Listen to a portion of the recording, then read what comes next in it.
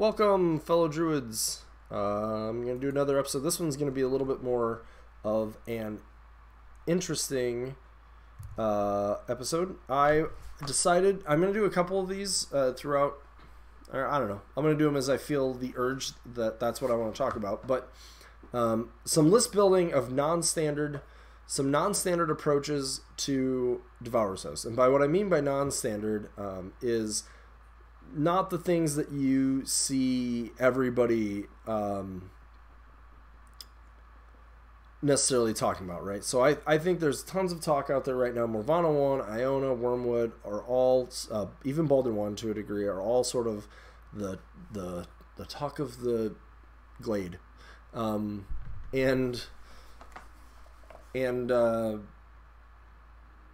So I want to still think, one of the things that I'd like to do for myself, even if this is not necessarily something I end up playing due to limited time or just circumstance, or it's possible that this won't even be a list that I would enjoy playing.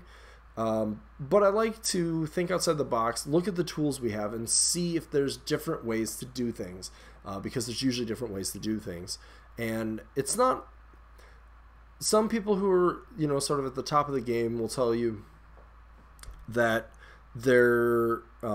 people try too often to do a dark horse type thing, right? And some of what I'm going to talk about is definitely dark horse type approaches. But I think that even if, you might just be a special snowflake who wants to try something different because that's fun for you, that's okay. You might be somebody who's tired of playing the other Tharn lists and need a break from it and want something else, that's okay. You might be watching this video in the future where you only have Devourer's Host as an option, or need to revisit some old ideas, or you might just want to play something different to see if you can learn something. And so I want to do some episodes about that, and this is going to be one of them. This one's going to be about Baldur2 in Devourer's Host.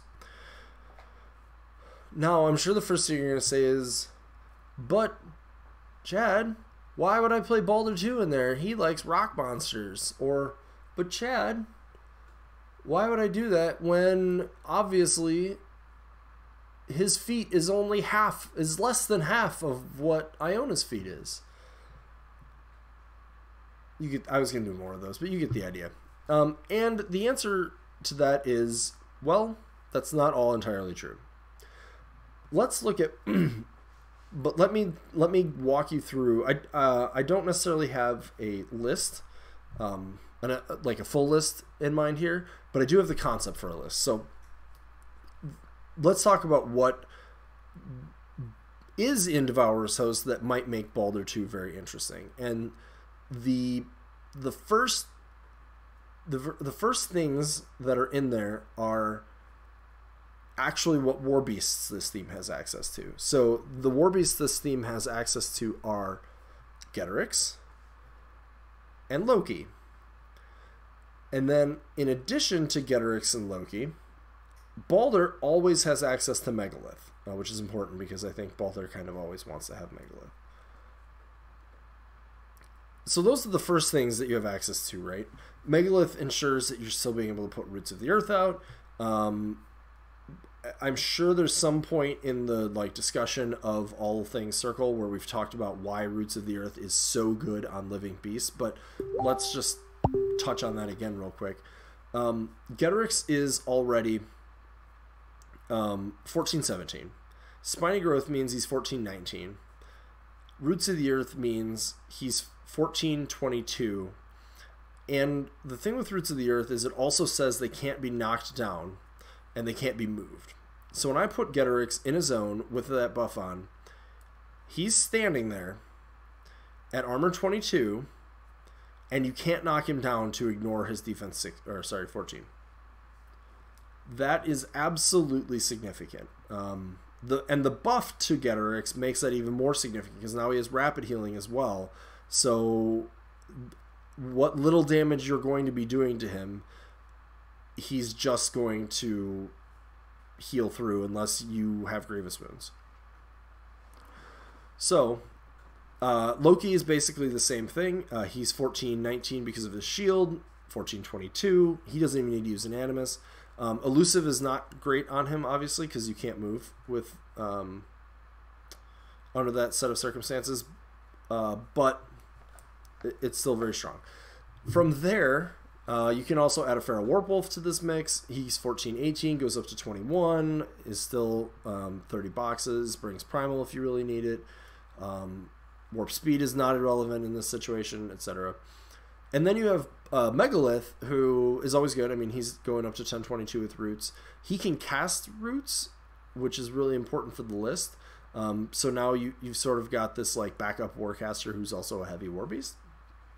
You can also cast some of the utility spells like Crevasse, which can be very important in the right situation. So you've got you've got Megalith for that, and you provide the healing. He has healing that he's also bringing, as well as Baldur bringing some.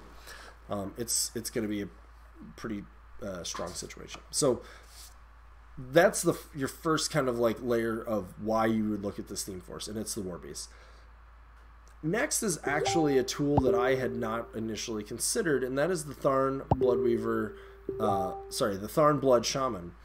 And at first you might be like, well, you're talking about War Beast and her primary buff only goes to warrior models. True. If it didn't, I would be even more all in on this list, but true.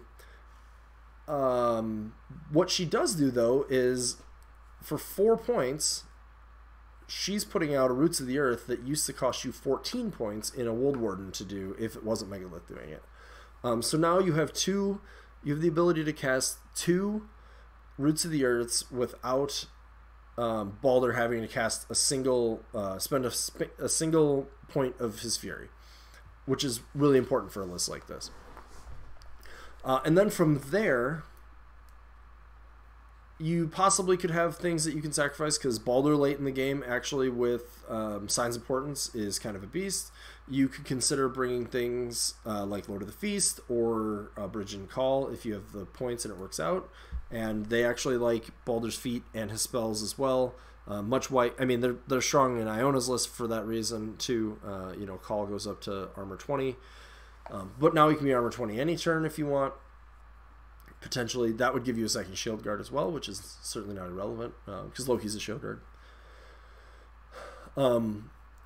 So that's a possibility. I don't know that you may not go with those types of units because they're a little harder to keep safe, but something to consider. And from there, you have other units, right? You could go with one. You're certainly, this list is never going to get more than 2 free cards, just because of how the points work out. You've got Megalith, who's 20 points, Getorix, who's 19, and Loki, who's 19. So you're basically at 60 points right there. Baldur is, I think, plus 30 War Beast points. So you're that's out of 100 and 105 in a standard game, and so you're you're either working with approximately 40 points at that point, or you could possibly take another heavy, and then you're working on getting 1 free card. So just keep that in mind.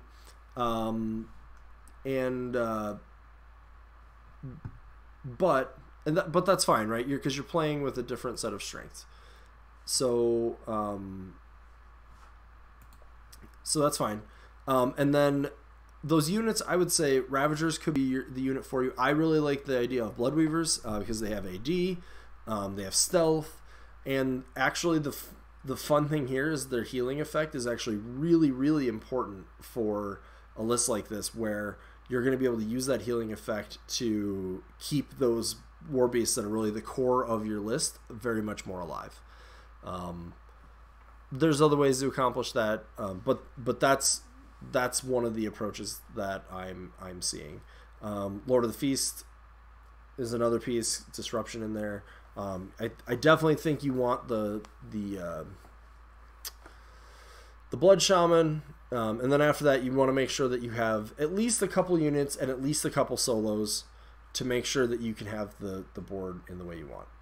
And then of course the trump piece is, as always, the ability to cast your rock wall, because that's going to give cover. So now you've got 14 22s on the approach with some of your Warbeasts. It's something that's important for Baldur to have at times. It can flat out stop things from even being able to get attacks on your key pieces. Even against melee, you've got a 16 22 in either Loki or Getorix. You get the idea. Gonna be very, very strong there. So what is this list going to be good at? You know, like when are you dropping this list? My opinion is you're kind of dropping this list when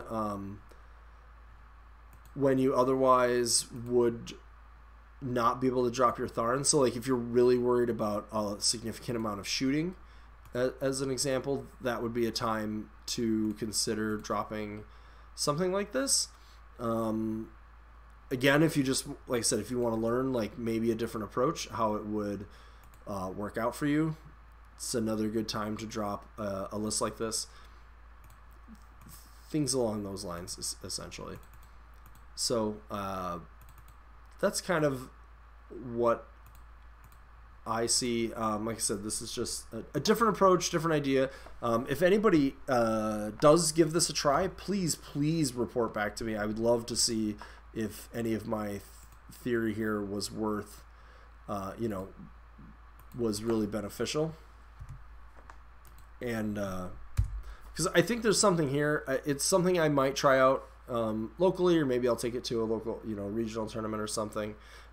If I'm feeling up to it. I do have a pretty cool looking painted Baldur2. A lot of the stuff I listed off is painted.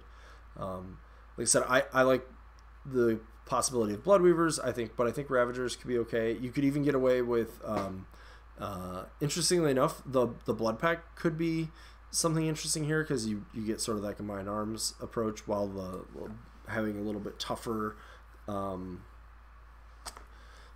to kill models and things like that. So anyways, we're not going to make this too long of a video. I think that's a different approach that you can take to playing Tharn, where you're giving and I think some of these like different approaches, you're going to see a little bit, I'm going to consider things like battle group. I'm going to consider things like not go. So, if it's something with double Ravagers in it as the key, probably something I would call standard.